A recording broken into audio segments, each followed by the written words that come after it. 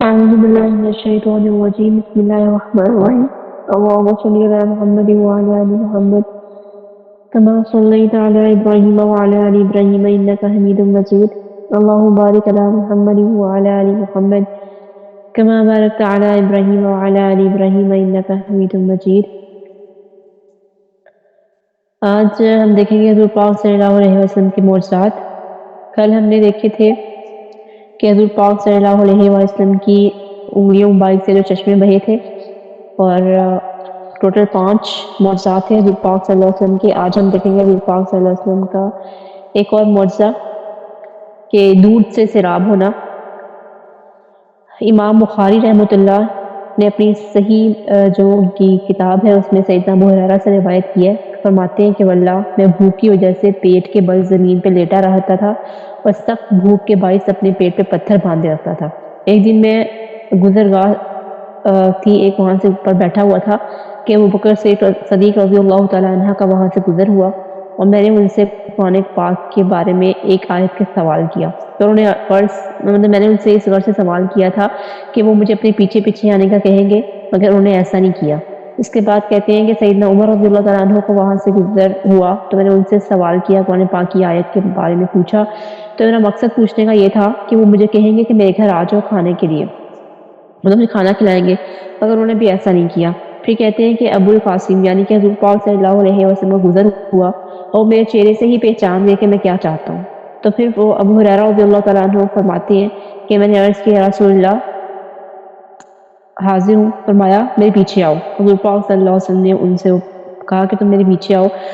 صلی اللہ علیہ وسلم نے فرمایا ابو ہریرہ میں نے عرض کیا رسول اللہ حاضر ہوں، فرمایا جاؤ تمہارے پاس یہ دودھ، بلکہ وہ کہتے ہیں نا میرے پیچھے آؤ، مطلب میرے گھر ان کو لے گئے، تو انہوں نے دیکھا کہ ایک پیالے میں دودھ پڑا ہوا ہے۔ حضور پاک صلی اللہ علیہ وسلم نے ان کو کہا کہ اندر آ جاؤ۔ پھر آپ صلی اللہ علیہ وسلم نے پوچھا تمہارے پاس یہ دودھ کہاں سے آیا؟ انہوں نے کہا ہمیں فلاں یا فلاں نے دیا ہے، مطلب کسی نے بتایا، کسی نے ان کو ہدیہ بھیجا تھا، توفتاً کسی نے دودھ کا پیالہ دیا تھا۔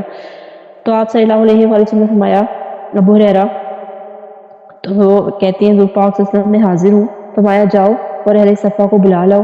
ابو ہریرہ رضی اللہ تعالیٰ عنہ فرماتے ہیں کہ اہل صفا اسلام کے مہمان تھے جن کا گھر بار مال متاع نہیں تھا، چنانچہ رسول اللہ صلی اللہ علیہ وسلم کے پاس جب بھی کوئی تحفہ آتا تھا آپ صلی اللہ علیہ وسلم ان میں سے کچھ خود رکھتے تھے اور کچھ ان کو بھیج دیتے تھے۔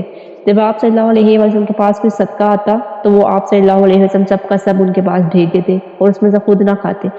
پھر فرماتے ہیں کہ مجھ پر بہت ہی گراں گزرا، کیونکہ میرا خیال تھا کہ دودھ میں پیوں گا اور اگلا دن رات اس سے قوت پاؤں گا، مگر اب میں نے سوچا کہ میں پیغمبر بن کے جاؤں گا اور جب وہ آ جائیں گے تو میں انہی کو پلاؤں گا، تو میرے لیے پھر کیا بچ کے رہے گا، مگر اللہ اور اس کے رسول کی اطاعت کے سوا کچھ اور نہیں تھا۔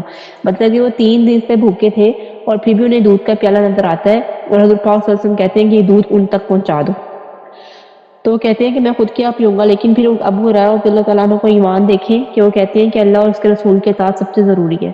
چاہتے تو خود بھی پی سکتے تھے، جاتے تو چاہتے جاتے راستے میں بھی پی سکتے تھے، لیکن انہوں نے نہیں پیا اور انہوں نے وہ دودھ جا کر جو ہے ان کو دے دیا۔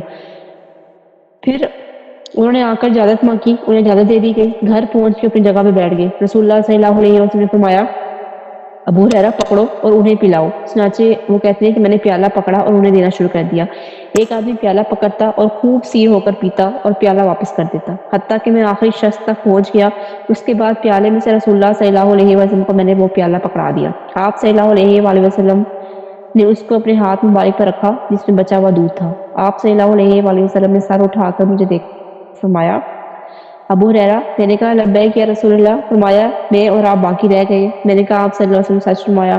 پھر آپ صلی اللہ علیہ وسلم نے فرمایا بیٹھ جاؤ اور پیو، پھر چنانچہ وہ بیٹھ گئے اور دودھ پیا۔ آپ صلی اللہ علیہ وسلم نے فرمایا اور پیو۔ پھر ابو ہریرہ رضی اللہ تعالیٰ عنہ کہتے ہیں میں نے اور پیا، اور پھر آپ صلی اللہ علیہ وسلم نے فرمایا اور پیو۔ پھر کہتے ہیں کہ میں نے اور پیا، اور پھر میں نے کہا بس یا رسول اللہ، اس ذات کی قسم جس نے آپ صلی اللہ علیہ وسلم کو حق دے کر بھیجا ہے، اب دودھ کے لیے کوئی اور راستہ نہیں ہے، مطلب کہ میں فل ہو چکا ہوں۔ تو پھر حضور پاک صلی اللہ علیہ وسلم نے فرمایا کہ پیالہ مجھے دے دو۔ پھر وہ کہتے ہیں کہ میں نے پیالہ آپ صلی اللہ علیہ وسلم کو پکڑا دیا اور آپ صلی اللہ علیہ وسلم سب سے آخر میں خود جو ہے وہ دودھ پیا۔ تو یہ حضور پاک صلی اللہ علیہ وسلم کا معجزہ تھا، نبوت کی علامت تھی، کیونکہ دودھ کا ایک پیالہ ہو اور جماعت کے تمام بھوکے افراد اس سے سیراب ہو جائیں، لیکن اس پیالے نے جو ہے سب کو سیراب کر دیا۔ حضور پاک صلی اللہ علیہ وسلم کا معجزہ تھا کہ انہوں نے اپنے ہاتھ سے پیالہ دیا تو اس میں اللہ نے اتنی برکت رکھ دی کہ وہاں جتنے بھی لوگ بیٹھے ہوئے تھے سب نے اتنا زیادہ دودھ پیا اس پیالے میں سے کہ خوب سیر ہو گئے۔ اس کے بعد برتن کا گھی سے بھر جانا، خالی برتنوں کا گھی سے بھر جانا، یہ بھی حضور پاک صلی اللہ علیہ وسلم کا معجزہ تھا کہ رسول اللہ صلی اللہ علیہ وآلہ وسلم کے خادم تھے سیدنا انس بن مالک رضی اللہ تعالیٰ عنہ۔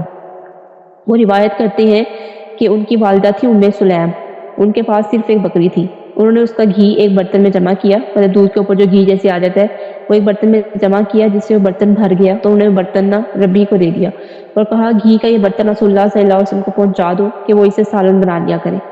ربیہ نے اس کو اٹھایا اور رسول اللہ صلی اللہ علیہ وسلم کے پاس جا کر عرض کیا، رسول اللہ گھی کا یہ برتن ام سلیم نے آپ کے لیے بھیجا ہے، آپ نے فرمایا اس برتن کو فارغ کر دو، مطلب خالی کر دو۔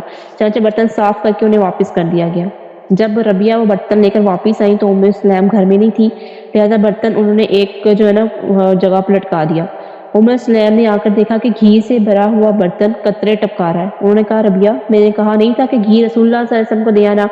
تو اس نے جواب دیا کیوں نہیں، میں نے پہنچا دیا تھا، اگر یقین نہیں آتا تو آپ خود رسول اللہ صلی اللہ علیہ وسلم کے پاس جا کے پوچھ لیں، چاہے تو میرے ساتھ بھی جا کے پوچھ سکتی ہیں کہ میں نے ان کے گھر میں گھی پہنچا دیا تھا۔ ام سلیم اس کو لے کر رسول اللہ صلی اللہ علیہ وسلم کے پاس آئیں، اسی کو لے کر ربیہ کو جس کو کہا تھا، اور عرض کیا یا رسول اللہ میں نے اس کو برتن میں گھی دے کر آپ کے پاس بھیجا تھا، آپ صلی اللہ علیہ وسلم نے فرمایا یہ آئی تھی انہوں نے پہنچا دیا تھا۔ ام سلیم نے عرض کیا اس ذات کی قسم جس نے آپ صلی اللہ علیہ وسلم کو دین حق کے ساتھ مبعوث کیا ہے، وہ برتن گھی سے بھر چکا ہے اور قطرے ٹپکا رہا ہے۔ رسول اللہ صلی اللہ علیہ وسلم نے فرمایا ام سلیم کہ آپ کو اس پر تعجب ہے کہ اللہ تعالیٰ آپ کو کھلائے جیسے آپ نے اس کے نبی کو کھلایا ہے، جاؤ اور اس کو کھاؤ۔ وہ کہتی ہیں کہ میں نے اپنے گھر جا کر اتنا گھی ضرورت مند رشتہ داروں میں تقسیم کر دیا اور کچھ گھی اس میں رہنے دیا جس سے ہم نے مہینے یا 2 مہینے سالن تیار کیا تھا۔ رسول اللہ صلی اللہ علیہ وسلم کے دیگر معجزات میں سے بھی ایک یہ بھی معجزہ تھا، کیونکہ مخلوق میں اللہ تعالیٰ کا جو قانون جاری ہے اس کی روح سے کسی برتن کا خالی ہونے کے بعد گھی سے بھر جانا ممکن نہیں ہے، مطلب کہ ام سلیم نے حضور پاک صلی اللہ علیہ وسلم کو کھلانے کی غرض سے ان کے گھر گھی بھیجا تھا کہ حضور پاک صلی اللہ علیہ وسلم کے گھر گھی نہیں ہوگا تو میں ان کے گھر گھی بھیج دیتی ہوں تاکہ وہ جو ہے نا اپنا گسر بسر کر لے اور کھانا کھا لے۔ تو پھر رسول پاک صلی اللہ علیہ وسلم کے ہاتھ سے اللہ تعالیٰ نے ایسا معجزہ کروایا کہ وہ گھی ان کے گھر کبھی ختم نہیں ہوا، ایون برتن جب واپس آ گیا گھی کا تب بھی اتنا گھی بچ گیا کہ انہوں نے غریبوں میں بھی بانٹ دیا اور مہینے اور 2 مہینے تک سالن تیار ہوتا رہا اس گھی سے۔ پھر ایک اور معجزہ تھا کہ سب سے زیادہ افراد حضور پاک صلی اللہ علیہ وسلم کا یہ معجزہ تھا کہ بہت سارے جو بھوکے افراد تھے ان کے لیے جو ہے نا روٹی کم ہو گئی تھی، اور پھر حضور پاک صلی اللہ علیہ وسلم نے کس طرح سے ان کے لیے روٹیاں زیادہ ہوئی۔ یہ بھی ام سلیم سے کسی نے کہا، ایک صحابی ہے سیدنا ابو طلحہ نے ام سلیم رضی اللہ تعالیٰ عنہ سے کہا کہ میں نے رسول اللہ صلی اللہ علیہ وآلہ وسلم کی آواز کو سنا اور محسوس کیا کہ آپ صلی اللہ علیہ وسلم بھوکے ہیں، کیا تمہارے پاس کوئی چیز ہے؟ تو انہوں نے کہا ہاں، جواب دیا چند جو کی روٹیاں ہیں، نکال کر روٹی میں انہوں نے لپیٹ دی اور ان کو میرے ہاتھ میں دے دیا، یعنی کہ سیدنا ابو طلحہ کے ہاتھ میں دے دیا۔ وہ کہا کہ یہ رسول اللہ صلی اللہ علیہ وسلم کے پاس لے جاؤ، چنانچہ وہ لے گئے اور رسول اللہ صلی اللہ علیہ وسلم کو دیگر لوگوں کے ساتھ مسجد میں بیٹھے دیکھا، اور وہ کہتے ہیں صحابی کہ میں ان کے پاس جا کے کھڑا ہو گیا تو آپ صلی اللہ علیہ وسلم نے پوچھا تمہیں ابو طلحہ نے بھیجا ہے؟ میں نے عرض کیا جی ہاں۔ فرمایا کھانا ہے؟ میں نے عرض کیا جی۔ آپ نے دیگر ساتھیوں سے فرمایا اٹھو اور آپ چل پڑے۔ وہ کہتے ہیں کہ میں بھی ان کے ساتھ چل پڑا حتیٰ کہ ابو طلحہ کو آ کر پلا دی۔ انہوں نے کہا کہ ام سلیم جو ہے نا رسول اللہ صلی اللہ علیہ وسلم ان کے گھر تشریف لا رہے ہیں، پھر آپ کے ساتھ اور لوگ بھی ہیں، جبکہ ہمارے پاس ان کے کھانے کے لیے کچھ بھی نہیں تھا، مطلب کہ ایک صحابی اور صحابیات تھیں، ان کے گھر رسول اللہ صلی اللہ علیہ وسلم کافی لوگوں کو ساتھ لے کے ان کے گھر جا رہے تھے، تو انہوں نے کہا کہ ہمارے گھر میں تو اتنے لوگوں کو کھلانے کے لیے کچھ بھی نہیں ہے، تو ہم اتنے لوگوں کو کیا کھلائیں گے، اور حضور پاک صلی اللہ علیہ وسلم ہمارے گھر لے کر آ رہے ہیں، ہم انہیں منع بھی نہیں کر سکتے، تو اتنے سارے لوگوں کا کس طرح سے پورا ہوگا۔ پھر انہوں نے جواب خیر حضور پاک صلی اللہ علیہ وسلم کافی سارے لوگوں کو ساتھیوں کو لے کر ان کے گھر گئے، ابو طلحہ رضی اللہ تعالیٰ عنہ کے گھر گئے تو انہوں نے اچھے سے استقبال کیا، اور رسول اللہ صلی اللہ علیہ وسلم نے ابو طلحہ کے ساتھ متوجہ ہو کے پوچھا ام سلیم جو کچھ بھی ہے نا میرے پاس لے آؤ۔ انہوں نے وہی روٹیاں پیش کر دی، رسول اللہ صلی اللہ علیہ وسلم سے ان کو چورا چورا کیا گیا ان روٹیوں کو، اور ام سلیم رضی اللہ تعالیٰ عنہ نے گھی کا برتن جو ہے نا اس میں ڈیل دیا، جس سے سالن کا کام کیا، کیونکہ پہلے دور میں نا گھی سالن کے طور پہ استعمال ہوتا تھا۔ حضور پاک صلی اللہ علیہ وسلم جو ہے نا وہ گھی کو سالن کے ساتھ مطلب روٹی کے ساتھ گھی کھاتے تھے، یہ ایک سالن ہوتا تھا۔ تو پھر انہوں نے جو ہے نا وہ روٹیاں سالن بنا دیا گھی کا۔ اس کے بعد اللہ تعالیٰ کی مشیت سے آپ صلی اللہ علیہ وسلم نے کچھ پڑھ کر نا فرمایا 10 افراد کو بلاؤ۔ انہوں نے بلایا، چنانچہ انہوں نے خوب پیٹ بھر کے کھانا کھایا۔ پھر جب وہ فارغ ہو گئے تو پھر حضور پاک صلی اللہ علیہ وسلم نے فرمایا کہ 10 اور کو بلاؤ۔ حالانکہ وہی روٹیاں تھیں، وہی گھی تھا، چند روٹیاں تھیں، لیکن پاک صلی اللہ علیہ وسلم نے اس پر کچھ پڑا تھا، اس پر ان روٹیوں پر، اس سالن پر، کہ وہ اتنی افراد کو کافی ہوا۔ پہلے 10 لوگوں نے کھانا کھایا، خوب فل ہو کے کھانا کھایا، پھر 10 اور نے کھانا کھایا، پھر جب انہوں نے بھی کھانا کھا لیا تو آپ صلی اللہ علیہ وسلم نے فرمایا کہ 10 اور کو بلاؤ، پھر جب 10 اور کو بلا لیے تو ٹوٹل افراد جو بن گئے اس طرح 10 بلانے سے 70 یا 80 افراد تھے۔ یہ ایک معجزہ تھا کہ چند روٹیاں جنہیں ایک لڑکے نے اپنی بغل میں دبایا ہوا تھا انہیں 80 افراد نے کھایا، اور ہر آدمی خوب پیٹ بھر کے کھایا کہ اس کے اندر اور زیادہ کھانے کی گنجائش باقی نہیں تھی۔ پھر اس طرح کھانے میں اضافہ، یہ تو حضور پاک صلی اللہ علیہ وسلم کا بہت زیادہ معجزہ ہے کہ جو کوئی بھی چیز کم پڑ جاتی تھی تو حضور پاک صلی اللہ علیہ وسلم کے نبوت کی علامت کے طور پر معجزات کی صورت میں وہ چیز بڑھ جایا کرتی تھی۔ ابو ہریرہ رضی اللہ تعالیٰ عنہ بہت بڑے راوی حدیث ہیں، وہ کہتے ہیں کہ ہم رسول اللہ صلی اللہ علیہ وسلم کے ساتھ کسی غزوے میں شریک تھے، غزوہ تبوک کا واقعہ یہ، مسلمانوں کے پاس زیادہ راہ جو ہے نا ختم ہو گیا، مطلب کھانے کی ضرورت، کھانے کی چیزیں ساری ختم ہو گئی، تو انہوں نے رسول اللہ صلی اللہ علیہ وسلم سے اونٹ ذبح کرنے سے متعلق پوچھا تو آپ صلی اللہ علیہ وسلم نے انہیں اجازت دے دی۔ جب یہ بات سیدنا عمر رضی اللہ تعالیٰ عنہ تک پہنچی تو انہوں نے رسول اللہ صلی اللہ علیہ وسلم سے عرض کیا، یا رسول اللہ، اونٹ سوار کر کے انہیں بلند و بالا مقام تک پہنچاتے ہیں تو کیا وہ انہیں ذبح کر دیں گے؟ آپ اللہ تعالیٰ سے دعا کریں کہ باقی جو ہے نا جو ہمارے پاس زیادہ راہ ہے اس میں برکت نازل فرمائے۔ آپ صلی اللہ علیہ وسلم نے فرمایا ٹھیک ہے۔ چنانچہ آپ صلی اللہ علیہ وسلم نے جتنا بھی زیادہ راہ تھا نا، جتنا بھی مال اکٹھا ہوا تھا، کھانے پینے کی جو بھی چیزیں تھیں جس کے پاس بھی، وہ سب منگوائیں اور لوگوں نے اسے ایک جگہ لا کر جمع کر دیا۔ آپ صلی اللہ علیہ وسلم نے تعالیٰ سے برکت کی دعا فرمائی اور لوگوں سے کہا کہ وہ اپنے اپنے برتن لے آئے۔ چنانچہ ان نے سب نے اپنے اپنے برتن کو بھر لیا۔ اس وقت رسول اللہ صلی اللہ علیہ وسلم نے فرمایا، میں گواہی دیتا ہوں کہ اللہ کے سوا کوئی معبود نہیں ہے، اور میں گواہی دیتا ہوں کہ اللہ کا بندہ اور اس کا رسول ہوں میں۔ جو شخص اس عقیدے کے ساتھ اللہ تعالیٰ سے ملاقات کرے گا، اس نے اس میں شک نہیں کیا ہوگا تو وہ جنت میں داخل ہو جائے گا۔ تھوڑے سے کھانے میں اضافے سے متعلق یہ بھی ایک ظاہر اور بہت بڑا معجزہ تھا۔ پھر کھجوروں سے قرض اتارنا، یہ بھی ایک معجزہ تھا حضور پاک صلی اللہ علیہ وسلم کا، کہ ایک صحابی تھے، وہ روایت کرتے ہیں کہ وفات کے وقت میرے باپ پر قرض تھا۔ اگر کسی انسان پہ قرض ہو نا، کسی میت پر اس نے قرض ادا کرنا ہو تو اس میت کا نماز جنازہ نہیں پڑھائی جاتی جب تک اس کا قرض نہ ادا کر دیا جائے۔ یہ ایک ایسی چیز ہوتی ہے، اس لیے وقت سے پہلے ہی جو چیز کسی کی بھی ہو اس کو لوٹا دینی چاہیے۔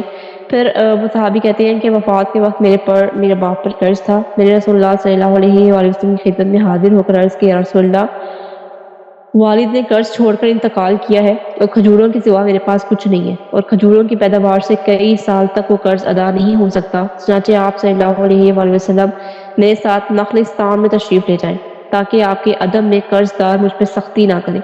رسول اللہ صلی اللہ علیہ وآلہ وسلم نے جا کے کھجوروں کے ڈھیر کے ارد کی چکر لگایا اور دعا کر کے بیٹھ کر فرمایا، اپنے اپنے قرض کے بقدر اٹھاتے جاؤ۔ مطلب کہ کھجوروں کا ڈھیر لگایا پر، اور کھجوروں میں اللہ تعالیٰ نے اتنی برکت رکھ دی کہ وہ قرض کھجور دیکھ کے بھی وہ قرض ادا نہیں ہو سکتا تھا، مطلب اس کے لیے کافی کھجوریں چاہیے تھیں کہ قرض ادا ہوتا۔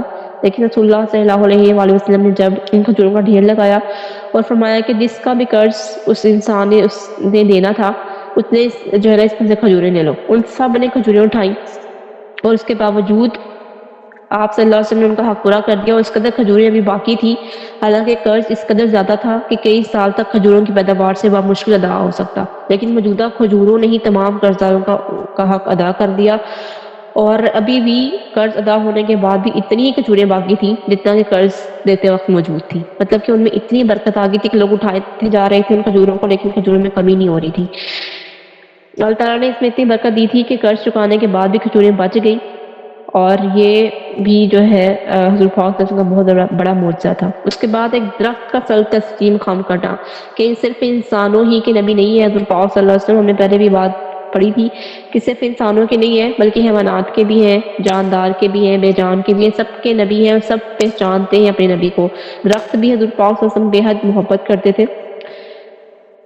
یہ روایت کی ہے جابر بن عبداللہ رضی اللہ تعالیٰ عنہ نے کہ رسول اللہ صلی اللہ علیہ وآلہ وسلم کے ساتھ صحابی تھے، کہتے ہیں کہ ہم ایک سفر پہ جا رہے تھے، راستے میں ہم نے کھلے میدان میں نا ٹھہراؤ کیا، مطلب اسٹے کیا، تو رسول اللہ صلی اللہ علیہ وسلم جب قضائے حاجت کے لیے جانے لگے، مطلب واش روم کے لیے نکلے، تو پانی کا برتن اٹھا کر میں بھی آپ صلی اللہ علیہ وسلم کے پیچھے چل پڑا. آپ نے ادھر ادھر دیکھا مگر آڑ کے لیے کوئی چیز دکھائی نہ دی. مطلب کہ آپ نے جانا تھا, ایسی جگہ تھی, کھلا میدان تھا, وہاں پہ اب ظاہر واش روم نہیں ہوتے, نہ ہی کوئی جھاڑیاں تھیں کہ جس کے پیچھے جا کے انسان قضائے حاجت سے فارغ ہو سکے. تو حضرت پاک صلی اللہ علیہ وسلم ادھر ادھر دیکھنے لگے کہ کس کے پیچھے جایا جائے, کوئی درخت ہو, کوئی جھاڑی ہو, مطلب انسان کی کوئی ایسا پردہ ہو سکے کسی چیز سے. تو ایسی کوئی چیز نہ دکھائی دی. اس میدان کے کنارے پہ 2 درخت تھے, مطلب بہت ہی دور کنارے کے اوپر 2 درخت تھے. ایک درخت کے پاس جا کر آپ صلی اللہ علیہ وآلہ وسلم نے اس کی شاخ کو پکڑا اور فرمایا اللہ کے حکم سے میری اطاعت کر. فرمانبردار اونٹ کی مانند وہ درخت آپ کے ساتھ ہو گیا. دوسرے درخت کے پاس جا کے آپ صلی اللہ علیہ وسلم نے اس کی شاخ پکڑ کے فرمایا اللہ کے حکم سے میری اطاعت کر. وہ بھی فرمانبردار اونٹ کی مانند آپ صلی اللہ علیہ وآلہ وسلم کے ساتھ چل پڑا. جب آپ صلی اللہ علیہ وآلہ وسلم ان کے درمیان میں تھے تو انہیں ایک جگہ جمع کر کے فرمایا اللہ کے حکم سے جڑ جاؤ. مطلب پہلے تو پاک صلی اللہ علیہ وسلم نے اس درخت کو اپنے پاس بلایا, پھر دوسرے کو اپنے پاس بلایا, اور پھر ان دونوں کو کہا کہ اللہ کے حکم سے تم دونوں جڑ جاؤ. تو وہ درخت دونوں جڑ گئے. سیدنا جابر رضی اللہ تعالیٰ عنہ روایت کرتے ہیں کہ ہم آپ صلی اللہ علیہ وسلم کے ساتھ میں اس مقصد سے نکلا تھا کہ دشمن اگر ہوگا تو میں آپ صلی اللہ علیہ وسلم کے ساتھ اس کا مقابلہ کروں گا. میں بیٹھا خود کلامی کر رہا تھا کہ اچانک میں اس جانب میں نے دیکھا, اور کیا دیکھتا ہوں کہ رسول اللہ صلی اللہ علیہ وآلہ وسلم تشریف لا رہے اور درخت جدا ہو رہے اور ہر ایک اپنی اپنی جگہ پر واپس چلا گیا. یہ درختوں کے معجزات ہے کہ درخت بھی مانتے تھے کہ یہ نبی ہے, لیکن کچھ انسان ابھی بھی ایسے ہیں جو نہیں مانتے کہ حضور پاک صلی اللہ علیہ وسلم نبی ہے. درختوں کو پہچان تھی, پتھروں کو پہچان تھی کہ وہ جہاں سے گزرتے تھے پتھر ان کو سلام کیا کرتے تھے حضور پاک صلی اللہ علیہ وسلم کو. اور جس ممبر کے ساتھ حضور پاک صلی اللہ علیہ وسلم ٹیک لگاتے تھے, اور جب پھر پہلے ٹیک لگا کے خطبہ دیا کرتے تھے, پھر جب ٹیک لگانا چھوڑ دی اس درخت کے تنے کے ساتھ, تو اس درخت کے تنے کے ساتھ وہ اتنا رویا کہ اس کے رونے کی آواز حضور پاک صلی اللہ علیہ وسلم نے خود سنی. یہ آگے وہی ہم ڈسکس کریں گے. پہلا تو یہ درخت کی محبت آپ کہہ لیں کہ درخت کی کتنی تابعداری تھی کہ اللہ تعالیٰ کے رسول نے اسے حکم دیا کہ تم جڑ جاؤ. وہ جڑ گئے, اور جب حضور پاک صلی اللہ علیہ وسلم قضائے حاجت سے فارغ ہوئے تو آپ واپس آ رہے تھے اور درخت جدا ہو رہے تھے, اور دونوں درخت اپنی اپنی جگہ پہ جس کنارے پہ وہ کھڑے تھے وہاں جا کے وہ کھڑے ہو گئے. تنے کا رونا, تنا مطلب آپ تنے کی محبت دیکھیں گے, اپنے نبی کی محبت میں اپنے نبی کی جدائی سے اپنے نبی سے کتنا وہ پیار کرتا ہے. ایک تنا ہو کر بے جان چیز ہو کے جس کی کوئی ویلیو ہم نہیں خیال کرتے, اس کی اپنے نبی سے محبت دیکھیں. رسول اللہ صلی اللہ علیہ وسلم کھجور کے تنے پہ خطبہ ارشاد فرمایا کرتے تھے, اور انصار کی عورت کا غلام جو تھا نا وہ بڑھئی تھا, مطلب بڑھئی کا کام کرتا تھا, کارپینٹر تھا. اس نے عرض کیا رسول اللہ میرا غلام بڑھئی ہے, میں اس کو آپ صلی اللہ علیہ وسلم کے لیے ممبر تیار کرنے کا حکم دے دوں, اس پر آپ صلی اللہ علیہ وآلہ وسلم خطبہ دیا کریں. آپ صلی اللہ علیہ وآلہ وسلم نے فرمایا کیوں نہیں. چنانچہ اس نے آپ صلی اللہ علیہ وآلہ وسلم کے لیے ممبر تیار کر دیا. پھر جمعے کو رسول اللہ صلی اللہ علیہ وآلہ وسلم نے ممبر پہ کھڑے ہو کر خطبہ ارشاد فرمایا, اور جس تنے پر آپ صلی اللہ علیہ وسلم کھڑے ہوا کرتے تھے اس نے بچوں کی مانند رونا شروع کر دیا. رسول اللہ صلی اللہ علیہ مطلب اس تنے کو چھوڑ دیا کہ جہاں سے پہلے آپ دیتے تھے, خطاب کرتے تھے, مطلب خطبہ دیا کرتے تھے, اس تنے کے ساتھ ٹیک لگانا حضور پاک صلی اللہ علیہ وسلم نے چھوڑ دی, اور آپ صلی اللہ علیہ وسلم ممبر پر جا کے کھڑے ہو گئے. صرف یہ جدائی تھی, حالانکہ وہ آپ کو دیکھ رہا تھا, وہ آپ کے ساتھ ہی تھا, لیکن حضور پاک صلی اللہ علیہ وسلم پہلے اس کے ساتھ ٹیک لگا کر خطبہ دیا کرتے تھے. پھر حضور پاک صلی اللہ علیہ وسلم نے اس کو چھوڑ کر ممبر پر کھڑے ہوئے تو وہ رونا شروع ہو گیا. تو اسی سے جدائی بھی حضور پاک صلی اللہ علیہ وسلم کی برداشت نہیں ہے.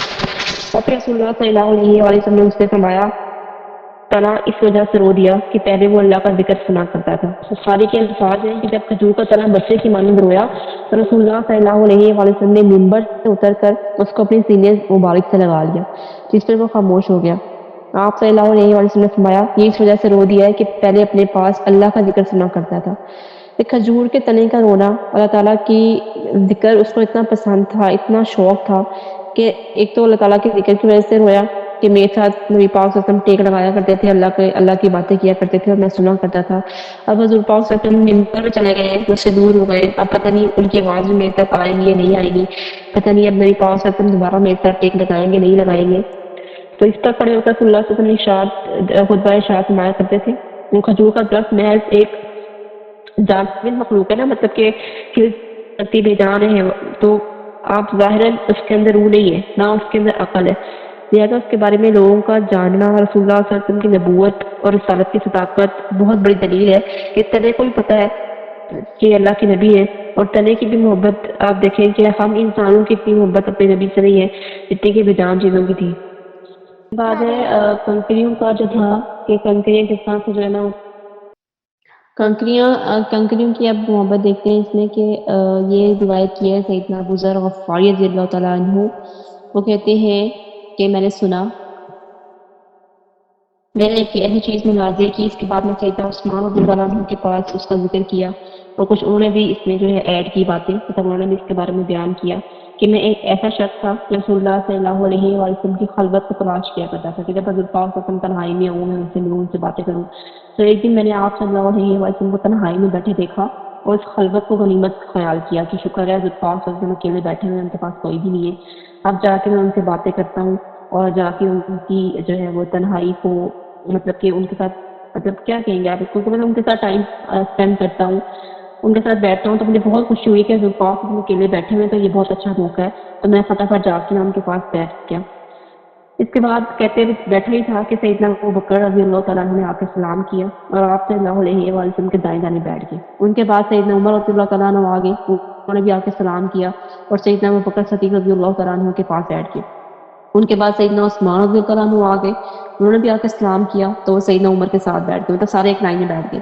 تو رسول اللہ صلی اللہ علیہ وسلم کے سامنے 7 کنکریاں پڑی تھیں.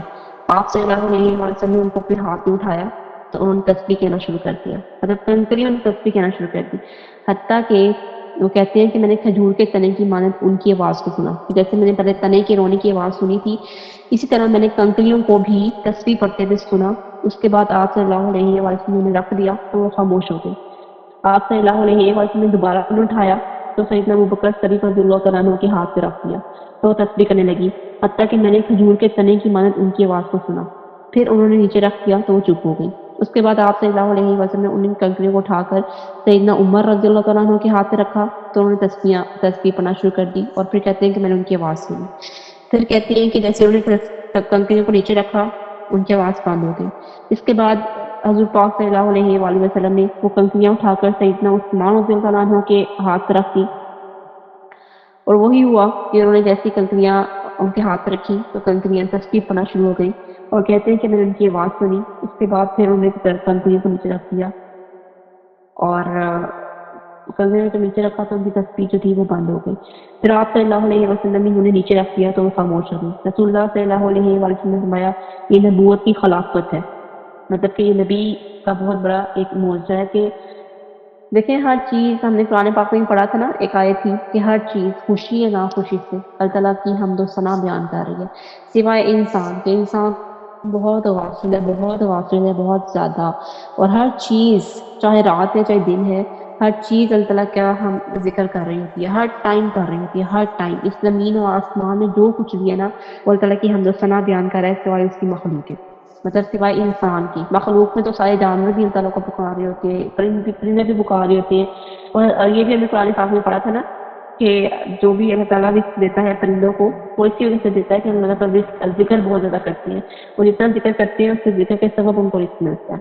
اس کے بعد پتھروں کا حضور پاک صلی اللہ علیہ وسلم کو سلام کرنا، یہ بھی حضور پاک صلی اللہ علیہ وسلم کا معجزہ تھا کہ رسول اللہ صلی اللہ علیہ وسلم نے فرمایا میں جانتا ہوں مکے میں ایک پتھر تھا جو نبوت سے پہلے مجھ کو سلام کیا کرتا تھا، اب بھی میں اس کو پہچانتا ہوں. پتھر سی مخلوق بھی آپ صلی اللہ علیہ وسلم کو سلام کرتی تھی، کہ پتھر کو پتا تھا کہ یہ نبی ہے، پتھر کو پتا تھا کہ ان سے محبت کرنی ہے، ان سے عقیدت رکھنی ہے، ان کو سلام کرنا ہے. ان نے بھی عقیدت کی، ان سے اتنی محبت کی، لیکن ہمیں جو ہے نا اپنے نبی کے بارے میں پتہ ہی کچھ نہیں. مطلب ہمیں جس چیز کا پتہ ہی نہ ہو اس کے بارے میں ہم کیسے دعویٰ کر سکتے ہیں کہ ہمیں ان سے محبت ہے یا ہم ان سے محبت کرتے ہیں. کسی بھی چیز سے محبت کرنے کے لیے ضروری ہے کہ پہلے آپ ان کی پہچان کریں کہ وہ کون تھے. جتنی پہچان ہوتی جاتی ہے اتنی محبت بڑھتی جاتی ہے. اس کے بعد اونٹ کا شکوہ کرنا کہ اونٹ نے حضور پاک صلی اللہ علیہ وسلم سے کس طرح سے شکوہ کیا، اس نے اپنے کس طرح سے دکھ حضور پاک صلی اللہ علیہ وسلم کو سنایا کہ انصار کے کسی خاندان کے پاس نا ایک اونٹ تھا جس کی مدد سے وہ کنویں کا پانی نکالا کرتے تھے. ایک دن وہ اونٹ بگڑ گیا، اس نے کوئی کام نہ کیا، تو انصار نے رسول اللہ صلی اللہ علیہ وسلم کے پاس جا کر نہ عرض کیا کہ ہم اپنے اونٹ سے پانی نکالا کرتے تھے مگر اب وہ بگڑ گیا ہے اور کوئی کام نہیں دیتا، ہمارے کھیت اور باغات سوکھ چکے ہیں. رسول اللہ صلی اللہ علیہ وسلم نے فرمایا اپنے چند صحابہ سے کہ چلاؤ چلتے ہیں. چنانچہ آپ صلی اللہ علیہ وسلم کے ساتھ ایک باغ میں داخل ہوئے. اونٹ ایک کونے میں کھڑا تھا. رسول اللہ صلی اللہ علیہ وسلم نے اس کی جانب چلنا شروع کر دیا تو انصار نے عرض کیا رسول اللہ اونٹ جو ہے نا وہ مطلب پاگل ہو چکا ہے، جو کتے کی مانند کاٹتا ہے، آپ ہمیں خدشہ ہے کہ یہ آپ کے ساتھ ایسا نہ کرے۔ آپ صلی اللہ علیہ وسلم نے فرمایا مجھے اس سے کوئی خوف نہیں ہے۔ پھر اس نے جو ہے وہ حضور پاک صلی اللہ علیہ وسلم کو جیسے ہی اس نے دیکھا تو حضور پاک صلی اللہ علیہ وسلم نے فرمایا کہ مجھے اس سے کوئی خوف نہیں ہے۔ اونٹ نے جب آپ صلی اللہ علیہ وسلم کو آ کے دیکھا تو آپ صلی اللہ علیہ وسلم کے سامنے سجدے میں گر گیا۔ رسول اللہ صلی اللہ علیہ وسلم نے اس کو پیشانی سے پکڑا، وہ اتنے تابع تھا آپ صلی اللہ علیہ وسلم نے اس کو کام میں جو ہے نا لگا دیا۔ تو آپ صحابہ نے ایسے یا رسول اللہ یہ ایک چپایا ہے جو عقل بھی نہیں رکھتا، وہ آپ صلی اللہ علیہ وسلم کو سجدہ کر رہا ہے، چنانچہ ہمارا زیادہ حق ہے کہ آپ کو سجدہ کریں۔ آپ صلی اللہ علیہ وسلم نے فرمایا انسان کا کسی انسان کو سجدہ کرنا مناسب نہیں ہے، اگر کسی انسان کو انسان کا سجدہ کرنا جائز ہوتا تو میں اپنے خاوند کو سجدہ کرنے کا بیوی کو حکم دیتا، اور کیونکہ بیوی پر خاوند کا سب سے زیادہ حق ہے۔ تو امام مسلم رحمۃ اللہ علیہ نے روایت کیا کہ ایک دن رسول اللہ صلی اللہ علیہ وسلم صحابہ کے ساتھ انصار کے کسی باغ میں گئے، وہاں ایک اونٹ کھڑا تھا۔ یہ پہلا اونٹ کا واقعہ ہے اور یہ دوسرے اونٹ کا واقعہ شروع ہو رہا ہے۔ تو وہاں ایک اونٹ کھڑا تھا، جیسے اس نے حضور پاک صلی اللہ علیہ وسلم کو دیکھا تو وہ بلبلایا اور اس کی آنکھوں میں آنسو آ گئے۔ رسول اللہ صلی اللہ علیہ وآلہ وسلم نے اس کے سر اور کان پٹی پر ہاتھ پھیرا تو وہ چپ کر گیا۔ آپ صلی اللہ علیہ وسلم نے دریافت فرمایا یہ اونٹ کس کا ہے؟ انصار کے ایک نوجوان نے کہا میرا ہے یا رسول اللہ۔ آپ صلی اللہ علیہ وسلم نے فرمایا جس جانور کا اللہ نے تمہیں مالک بنایا ہے اس کی بابت اللہ سے کیوں نہیں ڈرتی ہو؟ یہ مجھ سے شکایت کر رہا ہے کہ تم اس کو بھوکا رکھتے ہو اور تکلیف دیتے ہو۔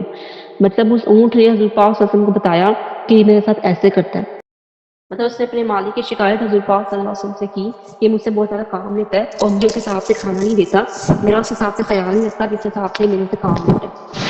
تو پھر حضور پاک صلی اللہ علیہ وسلم نے فرمایا کہ تم ڈرتے نہیں کہ ایک چیز کو کرنے کو تمہیں اس کا مالک بنا ہی دیا تو اس کی طرف سے اللہ سے ڈرو، کیونکہ اس کے مالک ہو تو تم ہر چیز کے مالک ہو، اگر وہ بیمار ہوتا تو تمہاری رسپانسبلٹی ہے۔ جن جانوروں کو ہم اپنے گھر میں رکھتے ہیں جو ہمارے پیٹس ہوتے ہیں ہمیں ان کی کیئر ڈبل کرنی چاہیے کہ وہ ہم سے شکایت نہیں کرتے، وہ ڈائریکٹ اللہ تعالیٰ سے شکایت کرتے ہیں، اور پھر اللہ تعالیٰ جو ہے نا وہ ڈائریکٹ ظاہر جب اللہ تعالیٰ تک معاملہ پہنچ جاتا ہے نا کسی بھی چیز کا تو پھر وہ بہت مشکل ہو جاتی ہے انسان کے کنٹرول میں ہونے کی۔ تو یہ ہوا کہ اس نے شکایت کی کہ میرا جو مالک ہے یہ مجھ سے بہت زیادہ کام لیتا ہے۔ پھر حضور پاک صلی اللہ علیہ وسلم نے اس کے سر پر کم پٹی پہ ہاتھ پھیرا تو وہ چپ ہو گیا۔ پھر حضور پاک صلی اللہ علیہ وسلم نے اس مالک سے یہ کہا، اور یہ ہر ایک کے لیے، صرف اس مالک کے لیے نہیں ہے، جتنے بھی ہمارے پیٹ ہوتے ہیں ہمیں اس کی ڈبل کیئر کرنی چاہیے، کیونکہ وہ ایک تو بے زبان ہوتے ہیں، ڈائریکٹ ہم سے تو نہیں کہہ سکتے کہ انہیں بھوک لگی ہے یا انہیں پراپر ٹائم پہ کھانا نہیں مل رہا یا کچھ بھی، ہم ان سے زیادہ کام لے رہے ہیں، کوئی اس طرح اونٹ رکھے ہوئے ہیں، کوئی گدھے رکھے ہوئے ہیں، اور جس طرح گدھوں پہ ظلم ہوتا ہے ہم دیکھتے ہیں سب کچھ، تو یہ سب کے لیے ہے۔ تو پاک صلی اللہ علیہ وسلم کا ارشاد ہے کہ جس جانور کا اللہ نے تمہیں مالک بنایا ہے اس کی بابت اللہ سے کیوں نہیں ڈرتے ہو؟ اور پھر حضور پاک صلی اللہ علیہ وسلم نے فرمایا کہ جو اونٹ ہے مجھ سے شکایت کر رہا ہے کہ تم اس کو بھوکا رکھتے ہو، تکلیف دیتے ہو۔ یہ دیکھیں کہ نبی پاک صلی اللہ علیہ وسلم جو ہے نا وہ واقعی رحمت العالمین ہے، تمام جہانوں کی رحمت ہے، اور ہر چیز ان سے اپنا شکوہ وغیرہ، اپنا گلا، اپنا دکھ ان سے جو ہے نا سنایا کرتی تھی ان کے سامنے کہ بھئی ہمارے ساتھ یہ ہو رہا ہے، یہ ہو رہا ہے۔ تو پھر پاک صلی اللہ علیہ وسلم جو ہے نا اس کا مطلب نوٹس لیا کرتے تھے، کسی کو بھی یہ نہیں کہتے تھے کہ بھئی جانور ہے تو اس کو کیا ہم نے حقوق دلانے ہیں، یا جانوروں کے کون سے حقوق ہوتے ہیں، یا جانوروں کے ساتھ جس طرح مرضی کرو ظلم زیادتی، وہ تو بنے ہی ہیں وہ ہمارے لیے خدمت کے لیے۔ پھر اب بھیڑیے کا شہادت دینا، یہ بھی بھیڑیے کی بات ہے کہ ایک بھیڑیے نے بکری پر حملہ کر دیا۔ بکری کے مطلب جو بکری کو چرا رہا تھا اس نے کہا تمہیں اللہ سے خوف نہیں آتا؟ اس بھیڑیے کو کہا کہ تمہیں اللہ سے خوف نہیں آتا کہ تم نے مجھ سے وہ رزق چھینا ہے جو اللہ نے میری جانب بھیجا تھا؟ تو گڈریا جو تھا اس نے کہا بڑی عجیب بات کی ہے، ایک بھیڑیا مجھ سے انسان جیسا کلام کر رہا ہے۔ بھیڑیے نے کہا تمہیں اس پہ بھی حیرت انگیز بات نہ بتاؤں؟ محمد صلی اللہ علیہ وسلم ایک آدمی ہے جو لوگوں سے گزشتہ واقعات کی باتیں سناتے ہیں۔ تو سیدنا ابو سعید رضی اللہ تعالیٰ عنہ فرماتے ہیں کہ گڈریے نے اپنا ریوڑ ہانکا اور مدینہ لا کر کسی باڑے میں بٹھا دیا۔ اس کے بعد رسول اللہ صلی اللہ علیہ وآلہ وسلم کے پاس آیا اور آپ صلی اللہ علیہ وسلم کو سارا واقعہ سنایا۔ تو رسول اللہ صلی اللہ علیہ وسلم نے حکم دیا اور اصلاۃ الجامعہ بکار آ گیا۔ لوگوں میں آ کر آپ صلی اللہ علیہ وسلم نے گڈریے سے کہا اپنا واقعہ انہیں سناؤ۔ جب اس نے سنایا تو رسول اللہ صلی اللہ علیہ وآلہ وسلم نے فرمایا اس نے سچ کہا، اس ذات کی قسم جس کے ہاتھ میں محمد کی جان ہے، جب تک درندے انسانوں سے باتیں نہ کریں گے، آدمی کے ساتھ اسے خیمے کی رسی اور اس کی جوتی کا تسمہ کلام نہیں کرے گا، اور اس کی ران اسے بتا نہیں دے گی کہ اس کے بعد اس کے اہل خانہ نے کیا کیا ہے، اس وقت تک قیامت نہیں ہوگی۔ یہ بھی آپ صلی اللہ علیہ وسلم کی نبوت کی ایک نشانی تھی، یعنی کہ اس میں بھیڑیے کا گھٹریے کے ساتھ کلام کرنا یہ بہت ہی پہلا ایسا واقعہ ہوا تھا کہ جو گھٹریا تھا اس نے جو ہے وہ کلام کیا تھا اپنے بھیڑیے کے ساتھ. جب اس کی بھیڑی مطلب ایک بھیڑیا تھا اس نے نا وہ ریوڑ لے کے جا رہا تھا بکریوں کا چراغا جو تھا وہ اپنی بکریوں کو چرا رہا تھا اور بھیڑیے نے حملہ کر دیا. تو اس نے اس بھیڑیے سے کہا کہ کیا تمہیں اللہ کا خوف نہیں آتا؟ تو آگے سے اس نے اس کا جواب دیا کہ یہ ایسی بات مطلب یہ ایمان ہوتا ہے انسان کا، ایمان کا یہ لیول ہوتا ہے کہ پھر جانور بھی آپ سے مطلب گھلتے ملتے ہیں، آپ سے محبت کرتے ہیں. اللہ تعالیٰ کی طرف سے ہوتا ہے کہ جتنا انسان نیک ہوتا ہے، جتنا ولی اللہ ہوتا ہے، جانور بھی اس چیز کو فیل کرتے ہیں، جانور بھی اس چیز کو محسوس کرتے ہیں. جانوروں کو بھی اس چیز کا پتہ ہوتا ہے کہ گناہ گار کون ہے اور جو ہے وہ ایماندار کون ہے، کون اللہ تعالیٰ کے زیادہ قریب ہے. تو جانور بھی اس سے بہت زیادہ پیار کرتے ہیں. پھر جنگلی جانور کا تو یہ کرنا کہ جنگلی جانور بھی حضور پاک صلی اللہ علیہ وسلم کی نا عزت کیا کرتے تھے. سیدہ عائشہ رضی اللہ تعالیٰ عنہ نے فرمایا کہ رسول اللہ صلی اللہ علیہ وسلم کے گھر میں ایک جنگلی جانور تھا. رسول اللہ صلی اللہ علیہ وآلہ وسلم جب باہر چلے جاتے تھے گھر سے تو وہ ادھر ادھر اچھل کود کرتا اور کھیلتا رہتا. جب اس کو رسول اللہ صلی اللہ علیہ وسلم کی آمد کا علم ہوتا، جیسے پتہ چلتا کہ رسول اللہ صلی اللہ علیہ وسلم جو ہے نا وہ گھر میں آ گئے، تو وہ سکون سے بیٹھ جاتا. اور جب تک آپ صلی اللہ علیہ وسلم گھر پر رہتے وہ کوئی حرکت نہ کرتا تاکہ ان کی حرکات سے کہیں آپ صلی اللہ علیہ وسلم کو تکلیف نہ ہو. پھر رسول اللہ صلی اللہ علیہ وسلم کے گھر میں موجودگی پر جنگلی جانوروں کا سکون سے بیٹھنا اور آپ صلی اللہ علیہ وسلم کی عدم موجودگی میں جانوروں کی مانند اچھلنا کودنا یہ بھی نبوت کی نشانی تھی کہ اسے پتا تھا کہ اللہ کے رسول ہیں، کہ میری کسی حرکت سے ان کو کوئی تکلیف نہ پہنچے، یہ برا نہ منائے. تو وہ سکون سے بیٹھ جاتا. اس کے بعد شیر کا احترام کرنا، یا شیر بھی حضور پاک صلی اللہ علیہ وسلم احترام کیا کرتا تھا. کہ روم سرزمین پر رسول اللہ صلی اللہ علیہ وسلم کا ایک غلام تھا سفینہ، وہ اپنی فوج سے بچھڑ گیا، اس کو روم میں قید کر دیا گیا، وہاں سے نکل بھاگا اور فوج کی تلاش کرنے لگ گیا. اسی دوران میں اچانک اس کے سامنے ایک شیر آ گیا. سفینہ نے اس سے کہا، شیر میں اللہ کا رسول ہوں، میں رسول اللہ صلی اللہ علیہ وسلم کا غلام ہوں اور میرے ساتھ ایسا حادثہ پیش آ گیا. شیر نے ان کے پاؤں کو چاٹنا شروع کر دیا اور ان کے پہلو میں کھڑا ہو گیا، اور جس جانب سے کوئی آواز سنتا بھاگ کر متوجہ ہو جاتا تھا اور پھر ان کے پہلو میں چلنا شروع کر دیتا. تمام راستے میں شیر ایسے ہی کرتا رہا حتیٰ کہ انہیں فوج میں پہنچا دیا. اس کے بعد وہ ایک لمحے کے لیے رک گیا. میں نے دیکھا کہ وہ مجھے ودا کر رہا ہے. اس کے بعد اس نے مجھے چھوڑ دیا اور واپس چلا گیا. یہ ہم جانوروں کا نا بہت لائٹ لیتے ہیں. جانوروں کا مطلب ویسے تو عقل نہیں ہوتی جیسی ہمیں ہوتی ہے، لیکن ان کو پہچان ضرور ہوتی ہے. یہ وہی بات ہے جو بھی میں نے پہلے کہی تھی کہ ایمان والے جو ہوتے ہیں نا اور گناہ گار جانور اس میں آسانی سے فرق کر سکتے ہیں، انہیں ان چیزوں کا پتہ ہوتا ہے. اور اس کے بعد دیکھیے کہ شیر کو جب اس نے کہا کہ میں اللہ تعالیٰ کا رسول اللہ صلی اللہ علیہ وسلم کا غلام ہوں، تو اس نے اس چیز کو فیل کیا اور اس نے اس کو پروٹیکٹ کیا. اور اس نے جہاں پہ وہ جانا چاہتا تھا، جس فوج سے وہ بچھڑ گیا تھا، اس فوج تک اس نے اس کو پہنچایا اور ساتھ اس کی حفاظت کی کہ جو بھی اس پہ حملہ آور ہونے کی کوشش کرتا، اس کو پکڑنے کی کوشش کرتا، تو شیر اس کے آگے آ جاتا تھا. پھر ہرنی کا جو ہے حضور پاک صلی اللہ علیہ وسلم سے جو ہے وعدہ نبھانا. ہرنی نے وعدہ نبھایا حضور پاک صلی اللہ علیہ وسلم سے. کیسے کہ رسول اللہ صلی اللہ علیہ وسلم کا گزر ایک ایسی قوم کے پاس سے ہوا جنہوں نے ایک ہرنی کا شکار کر رکھا تھا اور اس کو خیمے کے ستون کے ساتھ باندھا ہوا تھا. اس نے رسول اللہ صلی اللہ علیہ وسلم سے عرض کیا، مطلب ہرنی نے حضور پاک صلی اللہ علیہ وسلم سے عرض کیا کہ حضور پاک صلی اللہ علیہ وسلم کو ہر وہ معجزہ، ہر وہ جو ہے وہ کوالٹی دی گئی تھی جو باقی انبیاء کو دی گئی تھی. کوئی ایسی کوالٹی نہیں ہے جو باقی انبیاء کے پاس تھی لیکن حضور پاک صلی اللہ علیہ وسلم کے پاس نہیں تھی. حضور پاک صلی اللہ علیہ وسلم نا سم آف آل کوانٹیز تھے، جتنے بھی نبیوں کو دیے گئے، انبیاء کو ملی ہیں، جتنے بھی پیغمبروں کو ملی ہیں، ساری صفات حضور پاک صلی اللہ علیہ وسلم میں تھیں. جیسے کہ داؤد علیہ السلام کے پاس یہ والی کوالٹی تھی، یہ والا معجزہ تھا ان کے پاس کہ وہ جانوروں سے بات کر لیتے تھے. انہیں ہر جانور کی آواز کی پہچان تھی، وہ ہر جانور کی بولی کو سمجھ لیتے تھے. اسی طرح حضور پاک صلی اللہ علیہ وسلم بھی کسی بھی جانور سے جو ہے وہ بات کرتے تھے. پھر ہرنی نے حضور پاک صلی اللہ علیہ وسلم سے عرض کیا، رسول اللہ مجھے پکڑا گیا ہے اور میرے 2 بچے بھی ہیں، آپ صلی اللہ علیہ وسلم مجھے اجازت دلوا دیں، میں انہیں دودھ پلا کر واپس آ جاؤں گی. رسول اللہ صلی اللہ علیہ وسلم نے پوچھا، تمہارا مالک کون ہے؟ تو ایک شخص نے کہا، یا رسول اللہ ہم ہیں. آپ صلی اللہ علیہ وسلم نے فرمایا، اسے چھوڑ دو، یہ اپنے بچوں کو دودھ پلا کر تمہارے پاس واپس آ جائے گی. انہوں نے کہا، اس کا ضامن کون ہے، مطلب کون گارنٹی دے گا کہ واپس آئے گی؟ تو آپ صلی اللہ علیہ وسلم نے فرمایا، میں ضامن ہوں، میں گارنٹی دیتا ہوں کہ یہ اپنے بچوں کو دودھ پلا کے واپس آ جائے گی. چانچہ انہوں نے اس کو چھوڑ دیا، اس نے جا کے اپنے بچوں کو دودھ پلایا اور ان کے پاس واپس لوٹ آئی اور انہوں نے اس کو ہرنی کو دوبارہ باندھ دیا. ان کے پاس سے رسول اللہ صلی اللہ علیہ وسلم کا دوبارہ گزر ہوا تو آپ صلی اللہ علیہ وسلم نے فرمایا، اس کا مالک کون ہے؟ انہوں نے کہا، یہ ہے یا رسول اللہ. آپ صلی اللہ علیہ وسلم نے فرمایا ہرنی مجھے بیچ دو گے؟ انہوں نے کہا یا رسول اللہ وہ آپ ہی کے لیے ہے۔ آپ صلی اللہ علیہ وسلم نے فرمایا اسے کھول دو۔ چانچہ انہوں نے اس کو چھوڑ دیا، مطلب کھول دیا، آزاد کر دیا، پھر وہ اس کو باندھا نہیں، پھر وہ اپنے بچے کے پاس ہی رہی۔ تو یہ بھی حضرت پاک صلی اللہ علیہ وسلم کا معجزہ تھا کہ ہرنیاں بھی آپ سے جو ہے، پہلے ہم نے دیکھا کہ اونٹ شکایت کرتا ہے، پھر دیکھتے ہیں کہ بھیڑیا جنگلی جانور جو حضور پاک صلی اللہ علیہ وسلم کے گھر میں ہے وہ ان کا احترام کرتا ہے۔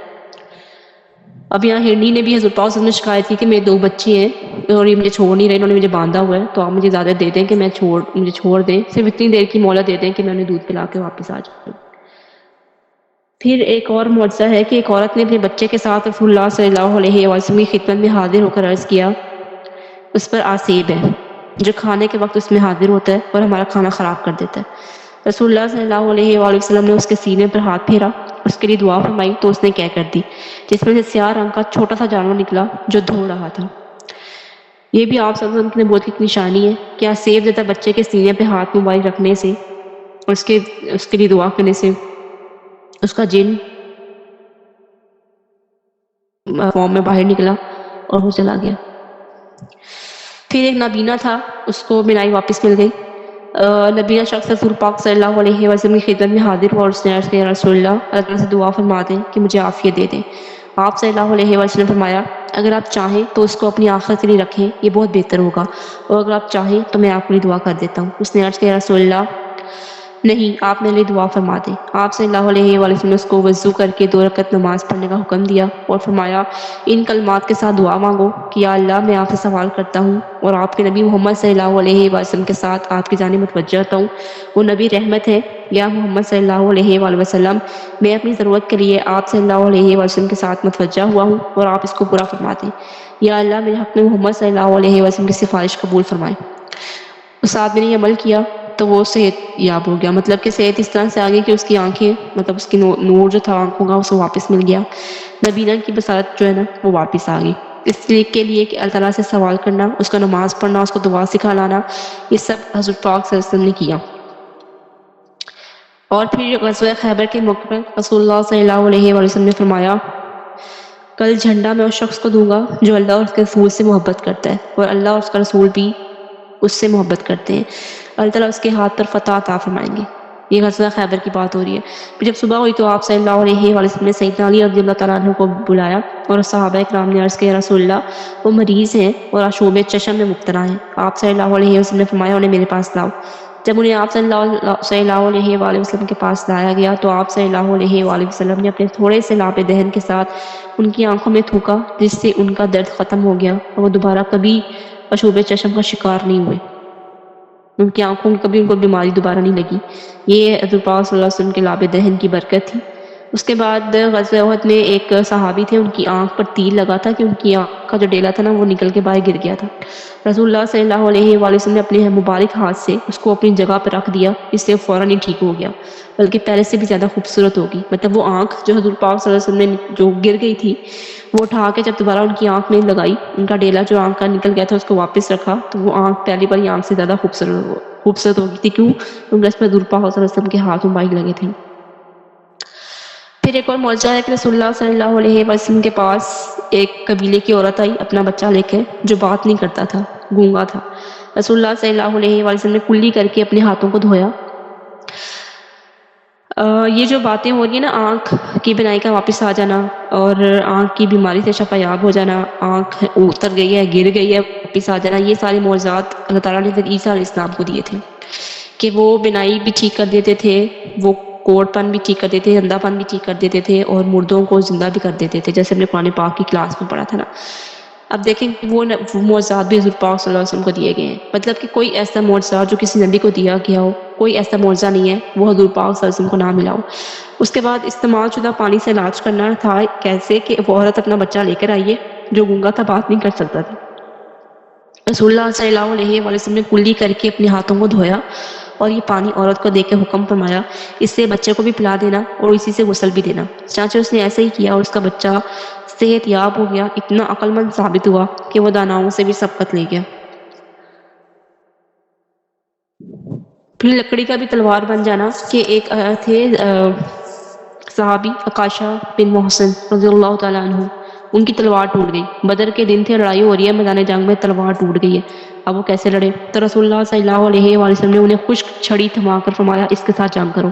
ان کے ہاتھ میں پہنچ کر وہ ایک بہت بڑی کاٹ دار سفید تلوار بن گئی. چنانچہ انہوں نے اسی کے ساتھ جو ہے نا وہ جنگ کی. مطلب حضرت پاک صلی اللہ علیہ وسلم نے لکڑی انہیں بنائی تھی لیکن وہ تلوار کی شکل اختیار کر گئی، تلوار بن گئی. اس کے بعد وہ تلوار ہمیشہ ان کے پاس رہی اور وہ جنگجوؤں میں اس کو استعمال کرتے رہے، حتیٰ کہ جو لوگ اسلام سے پھر جاتے تھے واپس کفر اختیار کر لیتے تھے، کافر ہو جاتے تھے، ان کے خلاف بھی حضرت عائشہ رضی اللہ تعالیٰ عنہ نے جو ہے وہ جنگ کی. لیکن یہ ہوا کہ ان لوگوں نے پھر جنگ کے دوران حضرت عائشہ رضی اللہ تعالیٰ عنہ کو شہید کر دیا تھا. یہ بھی رسول اللہ صلی اللہ علیہ وسلم کی نبوت کی ایک نشانی تھی کہ ایک لکڑی کا تلوار بن جانا پھر جو حضرت پاک صلی اللہ علیہ وسلم پیشن گوئی کرتے تھے وہ سچ ثابت ہوتی تھی. غزوہ بدر میں ورقہ بنت نوفل رضی اللہ تعالیٰ عنہ کا واقعہ ہے کہ غزوہ بدر کے موقع پر انہوں نے رسول اللہ صلی اللہ علیہ وسلم کی خدمت میں حاضر ہو کر عرض کیا رسول اللہ مجھے بھی اپنے ساتھ غزوے میں جانے کی اجازت دے دیں، میں آپ صلی اللہ علیہ وسلم کے زخموں پر مرہم پٹی کیا کروں گی، ہو سکتا ہے اللہ تعالیٰ مجھے بھی شہادت عطا فرما دے. آپ صلی اللہ علیہ وسلم سے فرمایا آپ اپنے گھر میں بیٹھی رہیں، اللہ تعالیٰ آپ کو شہادت عطا کر دیں گے. اس دن سے انہیں شہیدہ کا لقب دیا گیا. ورقہ رضی اللہ تعالیٰ عنہ قرآن کریم کی تلاوت کیا کرتی تھی. انہوں نے رسول اللہ صلی اللہ علیہ وسلم سے عرض کیا تھا آپ صلی اللہ علیہ وسلم انہی کے گھر میں اذان دینے والا ایک شخص مقرر فرما دیں. ایک لونڈی اور ایک غلام ان کی ملکیت میں تھا. انہوں نے اپنی موت کے بعد غلاموں کے آزاد ہونے کا معاہدہ کر رکھا تھا کہ جیسی میری وفات ہوگی تو میں ان غلاموں کو آزاد کر دوں گی. چنانچہ ایک رات ان دونوں نے ورقہ رضی اللہ تعالیٰ عنہ کو ایک چادر میں لپیٹ کے قتل کر دیا اور خود فرار ہو گئے. سیدنا عمر رضی اللہ تعالیٰ عنہ نے ان کو تلاش کرنے کا حکم دیا. جب انہیں پیش کیا گیا تو سیدنا عمر نے دونوں کو پھانسی میں لٹکا دیا. مدینے میں سب سے پہلی پھانسی جو چڑھی تھی، پھانسی جو لگائے گئے تھے وہ یہ دو ورقہ جو تھی ان کے غلام. یہ ایک پیشن گوئی تھی جو بالکل آپ صلی اللہ علیہ وسلم کی خبر کے مطابق واقع ہوئی تھی کہ انہوں نے کہا تھا کہ مجھے شہادت کا رتبہ چاہیے، شہادت مجھے ملے تو حضور پاک صلی اللہ علیہ وسلم نے فرمایا تھا کہ تم اپنے گھر میں بیٹھے رہو، تمہیں جو ہے نا شہادت مل جائے گی. اور اس طرح سے وہ پھر شہید کہلائی. پھر رسول اللہ صلی اللہ علیہ وسلم نے سیدنا حسین رضی اللہ تعالیٰ عنہ کے بارے میں بتایا تھا. یہ پیشن گوئی تھی حضور پاک صلی اللہ علیہ وسلم کی کہ میرا یہ بیٹا سردار ہے، اللہ تعالیٰ اس کے ذریعے سے دو عظیم جماعتوں کے درمیان صلح کرائے گا. اور واقعتاً ایسا ہی ہوا کہ سیدنا معاویہ رضی اللہ تعالیٰ اپنے ساتھیوں کے درمیان انہیں صلح کرائی. رسول اللہ صلی اللہ علیہ وآلہ وسلم نے ایک دفعہ احد پہاڑ سے فرمایا تھا سکون کرو، اس وقت تجھ پر ایک نبی، ایک صدیق اور دو شہید ہیں. اور واقعتاً ایسا ہی ہوا جیسے ہی آپ صلی اللہ علیہ وآلہ وسلم نے اطلاع دی تھی. سیدنا ابوبکر صدیق رضی اللہ تعالیٰ عنہ نے ایک مرض میں وفات پائی، مطلب وہ شہید ہو گئے. پھر سیدنا عمر رضی اللہ تعالیٰ عنہ کو محراب نے شہید کر دیا تھا، مطلب دو شہید ہو گئے. اور ایک صدیق کون تھا؟ عثمان رضی اللہ تعالیٰ عنہ کو ان کے گھر میں ہی شہید کر دیا گیا تھا. مطلب حضرت عثمان رضی اللہ تعالیٰ عنہ قرآن پاک کی تلاوت کر رہے تھے اور تلاوت کرنے کے دوران ہی ان کو پیچھے سے تلوار ماری تھی اور ان کو شہید کر دیا تھا. تو پھر آپ صلی اللہ علیہ وآلہ وسلم نے فرمایا اس وقت کیا منظر ہوگا جب تجھ کو کسرا کے کنگن پہنائے جائیں گے. اور یہ کنگن جب سیدنا عمر رضی اللہ تعالیٰ عنہ کے پاس لا گئے تو انہوں نے فرمایا اللہ لاکھ لاکھ شکر ہے جس نے ان کو کسرا سے اتار کر سراقہ کو پہنچا دیا تھا. یہ بالکل غیبی خبر تھی جو حضور پاک صلی اللہ علیہ وسلم کی پیشن گوئی تھی جو بالکل ایز اٹ از جو ہے نا ثابت ہوئی. پھر رسول اللہ صلی اللہ علیہ وسلم نے فرمایا تھا ایک اور پیشن گوئی تھی کہ قیامت سے قبل دو جماعتیں قتال کریں گی جن کا دعویٰ ایک ہوگا. یہ بھی ایسے ہی ہوا. اور پھر رسول پاک صلی اللہ علیہ وسلم نے ارشاد فرمایا تھا کہ عراق نے اپنے درہم اور غلے کا پیمانہ روک دیا ہے، شام نے اپنا دینار اور غلے کا پیمانہ روک دیا ہے، مصر نے اپنا دینار اور غلے کا پیمانہ روک دیا ہے اور تم وہیں لوٹ گئے جہاں سے تمہاری ابتدا ہوئی تھی. اور یہ بھی ایسا ہی ہوا کہ عراق، شام اور مصر نے اپنا جو ہے وہ خراج روک دیا تھا اور واپس جو ہے وہ اہل حجاز اپنی واپسی حالت پر آ گئے تھے. مطلب جو ان کو پریشانیاں تھیں، مصیبتیں تھیں، وہ واپس اسی دور میں پلٹ آئے. پھر رسول اللہ صلی اللہ علیہ وسلم نے ایک اور پیشن گوئی کی تھی کہ میرے بعد 30 سال تک خلافت قائم رہے گی، اس کے بعد اللہ تعالیٰ جس کو چاہیں گے اپنی حکومت عطا کر دیں گے. یہ بھی ایسے ہی ہوا کہ سیدنا ابوبکر صدیق رضی اللہ تعالیٰ عنہ کی خلافت کا عرصہ 2 سال 3 ماہ اور 20 دن تھا. پھر سیدنا عمر رضی اللہ تعالیٰ عنہ کو خلافت ہوئی، پھر سیدنا عثمان رضی اللہ تعالیٰ عنہ کو خلافت ملی، پھر سیدنا علی رضی اللہ تعالیٰ عنہ کی خلافت رہی. 30 سال خلافت کا عرصہ رہا. اور حسن رضی اللہ تعالیٰ عنہ کے خلافت کے دن کو ملا کر مکمل ہو جاتا ہے. مطلب آخری جو خلافت ملی تھی وہ حضرت حسن رضی اللہ تعالیٰ عنہ کو ملی تھی اور انہوں نے 60 دن تک کاروبار حکومت جو ہے نا وہ سنبھالی ہوئی تھی. اس کے بعد سیدنا معاویہ کے ساتھ صلح کے لیے انہوں نے استعفیٰ دے دیا تھا. پھر رسول اللہ صلی اللہ علیہ وسلم کا یہ فرمان پورا ہوا کہ میرا یہ بیٹا سردار ہے، اللہ تعالیٰ اس کے ساتھ 2 عظیم جماعتوں میں صلح کرائے گا. پھر ایک اور پیشن گوئی حضور پاک صلی اللہ علیہ وسلم نے کی تھی تو عثمان رضی اللہ تعالیٰ عنہ کے بارے میں، ان کے بارے میں فرمایا تھا کہ ان کے لیے دروازہ کھول دو، جو مصیبت انہیں پہنچے گی اس پر انہیں جنت کی بشارت سنا دو. رسول اللہ صلی اللہ علیہ وآلہ وسلم ایک باغ میں تشریف لائے اور کنویں کی منڈیر پہ بیٹھ کر آپ نے اپنے پاؤں کو پانی میں لٹکا دیا. سیدنا ابو موسیٰ رضی اللہ تعالیٰ عنہ صحابی ہیں، آپ صلی اللہ علیہ وآلہ وسلم کے ساتھ تھے. انہوں نے کہا آج مجھے رسول اللہ صلی اللہ علیہ وآلہ وسلم کا دربان بن جانا چاہیے. چاچے میں دروازے کے پیچھے بیٹھ گیا. ایک شخص نے آ کے دروازہ کھولا. ایک شخص نے آ کے کہا کہ دروازہ کھولو. میں نے پوچھا کون ہے؟ کہا میں ابو بکر ہوں. میں نے رسول اللہ صلی اللہ علیہ وسلم کو بتلایا تو آپ صلی اللہ علیہ وسلم نے فرمایا دروازہ کھول دو اور ان کو جنت کی بشارت دے دو. اس کے بعد سیدنا عمر رضی اللہ تعالیٰ عنہ آئے تو آپ صلی اللہ علیہ وسلم نے بھی ایسے ہی فرمایا کہ دروازہ کھول دو، انہیں جنت کی بشارت دے دو. ان کے بعد سیدنا عثمان رضی اللہ تعالیٰ عنہ آئے تو سبھی حضور پاک صلی اللہ علیہ وسلم نے یہی فرمایا کہ دروازہ کھول دو اور انہیں جو مصیبت ان پر پہنچے گی اس پر انہیں جنت کی بشارت سنا دو. پھر رسول اللہ صلی اللہ علیہ وسلم نے سیدنا فاطمہ رضی اللہ تعالیٰ عنہ سے فرمایا تھا کہ جبرائیل علیہ السلام مجھ سے ہر سال قرآن کا ایک دور کرتے ہیں، مگر اس مرتبہ انہوں نے مجھ سے 2 بار دور کیا ہے. میرا خیال ہے کہ اب میرا وقت اجل قریب ہے، مطلب میری موت کا وقت قریب ہے، اور ایسا ہی ہوا تھا. اور رسول اللہ صلی اللہ علیہ وآلہ وسلم نے اپنی ازواج مطہرات کے بارے میں بھی فرمایا تھا کہ اس وقت کیا عالم ہوگا جب تم میں سے کسی ایک پر حواب کے کتے بھونکیں گے. یہ واقعہ بھی ایسا ہی رونما ہوا جیسا کہ آپ صلی اللہ علیہ وسلم نے فرمایا تھا کہ یہ جنگ چلی تھی پھر، اور سیدہ عائشہ رضی اللہ تعالیٰ عنہ جو تھیں وہ اس جنگ کو لیڈ کر رہی تھی، اور پھر وہی حواب کے جو کتے تھے وہ بھونکے تھے. اور پھر جب یہ ہوا سارا واقعہ تو پھر حضرت عائشہ رضی اللہ تعالیٰ عنہ کو رات کو کتوں کی آواز سنائی دی. آپ نے رضی اللہ تعالیٰ عنہ نے پوچھا یہ کون سا پانی؟ انہوں نے جواب دیا یہ حواب کا پانی ہے. یہ سن کر آپ رضی اللہ تعالیٰ عنہ نے فرمایا میرا خیال مجھے واپس جانا چاہیے. پھر آپ کے ساتھ دیگر افراد نے کہا نہیں بلکہ آپ کو آگے جانا چاہیے، جب مسلمان آپ کو دیکھیں گے تو اللہ تعالیٰ ان کے درمیان صلح کرا دیں گے. آپ صلی اللہ علیہ وآلہ وسلم نے فرمایا رسول اللہ نے بلکہ حضرت عائشہ رضی اللہ تعالیٰ عنہ نے فرمایا کہ رسول اللہ صلی اللہ علیہ وآلہ وسلم نے ایک دن ہم سے کہا تھا کہ اس وقت کیا عالم ہوگا جب تم میں سے کسی ایک پر حواب کے کتے بھونکیں گے. اور یہ خبر سچی تھی اور جس کے بارے میں آپ صلی اللہ علیہ وسلم نے کئی سال پہلے ہی اطلاع کر دی تھی اور بالکل ویسا ہی ہوا تھا. مطلب جو باتیں حضور پاک صلی اللہ علیہ وسلم نے کسی کو کہی تھی وہ ایسا ہنٹ دی، ایسا اشارے تھے کہ ایسا ہونے والا ہے، اس کے لیے تیار ہو جاؤ، اور ویسا ہی ہوتا تھا. اور پھر حضور پاک صلی اللہ علیہ وسلم نے ارشاد فرمایا تھا کہ میری امت 73 فرقوں میں تقسیم ہو جائے گی اور ایک جنت میں ہوگا، باقی سب کے سب جہنم میں ہوں گے. تو اس پر صحابہ نے پوچھا تھا یا رسول اللہ وہ کون سا فرقہ ہوگا جو جنت میں ہوگا؟ تو حضور پاک صلی اللہ علیہ وسلم نے فرمایا تھا یہ وہ لوگ ہیں جو اس راہ پر ہوں گے جس پر آج اور میرے صحابہ ہیں. پھر آپ صلی اللہ علیہ وآلہ وسلم نے فرمایا ان قریب نفیس کپڑے ہوں گے، ایک شخص صبح کو ایک جوڑا پہنے گا اور شام کو دوسرا پہنے گا. ان کے سامنے ایک قسم کا کھانا رکھا جائے گا اور دوسری قسم کا اٹھایا جائے گا، اور وہ اپنے گھروں کو کپڑوں کے ساتھ ایسے چھپائیں گے جیسے کعبے کو چھپایا جاتا ہے. پھر آپ صلی اللہ علیہ وآلہ وسلم نے ارشاد فرمایا تھا کہ آج کے دن تم اپنے اس دن سے بہتر ہو. وہ لوگ تکبر کے ساتھ چلیں گے، روم اور فارس کی بیٹیاں ان کی خدمت کریں گی، اللہ تعالیٰ ان میں خانہ جنگی چڑھا دیں گے اور ان کے بدترین افراد کو بہترین افراد پر مسلط کر دیں گے.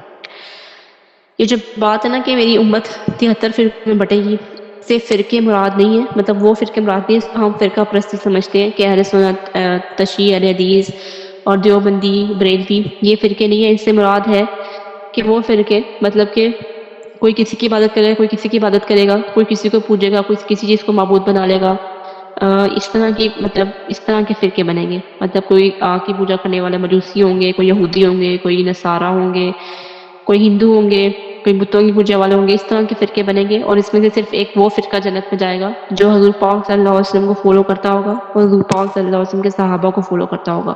مطلب وہ طریقہ اپنائے گا جو حضور پاک صلی اللہ علیہ وسلم نے ساری زندگی کر کے ہمیں دکھایا اور ان کے صحابہ کے طریقوں پہ چلے گا.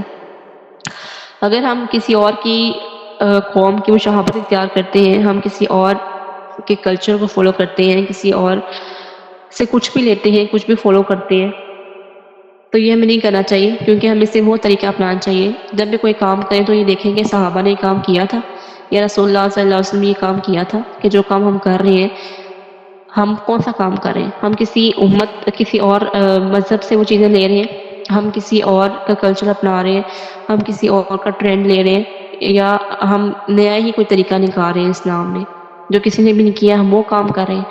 بلکہ صرف یہ دیکھنا چاہیے کہ ہم وہ کام کریں جو صحابہ نے کیا تھا، ان کی ہسٹریز کو پڑھیں، ان کو سمجھیں، ان کو فالو کریں۔ حضور پاک صلی اللہ علیہ وسلم کو دیکھیں کہ انہوں نے شادیاں کس طرح کی تھی، کس طرح زندگی گزاری تھی، بیووں کے ساتھ کیا طرز عمل تھا، گھر میں کس طرح رہتے تھے، باہر کس طرح رہتے تھے، تبھی ہم ان کے طریقوں کو فالو کر سکتے ہیں۔ اللہ سے دعا ہے کہ اللہ تعالیٰ ہمیں حضور پاک صلی اللہ علیہ وسلم کی پیروی کرنے والا اطاعت گزار بنائے، ان کی فرما برداری کریں، ان کی اطاعت کریں، کیونکہ اگر ہم اللہ تعالیٰ رسول اللہ صلی اللہ علیہ وسلم کی اطاعت کریں گے تو یقیناً ہم اللہ تعالیٰ ہی کی اطاعت کریں گے۔ تو حضور پاک صلی اللہ علیہ وسلم کو کے دل میں ہمارے دل میں حضور پاک صلی اللہ علیہ وسلم کی محبت کو زندہ کر دے۔ اللہ تعالیٰ سے دعا ہے کہ اللہ تعالیٰ ہمیں روز محشر حضور پاک صلی اللہ علیہ وسلم کے سامنے سرخرو کرے، اور جب ہم حضور پاک صلی اللہ علیہ وسلم سے ملیں تو رسول پاک صلی اللہ علیہ وسلم ہم سے مل کے خوش ہوں، نہ کہ ہم وہاں شرمندہ ہوں، نہ کہ ہم اپنے گناہوں کے سبب نظریں جھکائے ہوئے ہوں۔ اللہ تعالیٰ ہمیں اپنے حفظ و امان میں رکھے، اللہ تعالیٰ ہمیں اپنے لیے خاص کر لے، اور ہمیں اپنے محبوب حضرت محمد صلی اللہ علیہ وآلہ وسلم کی نظر میں سرخرو کرے کہ انہیں فخر ہو ہم پر کہ ہم ان کی امت ہیں۔ آمین ثم آمین۔ سبحانک اللہم وبحمدک، نشہد ان لا الہ الا انت، نستغفرک ونتوب الیک۔ اللهم صل على محمد وعلى آل محمد كما صليت على إبراهيم وعلى آل إبراهيم إنك حميد مجيد۔ اللهم بارك على محمد وعلى آل محمد كما باركت على إبراهيم وعلى آل إبراهيم إنك حميد مجيد۔ آمين يا رب العالمين۔ السلام علیکم ورحمۃ اللہ وبرکاتہ۔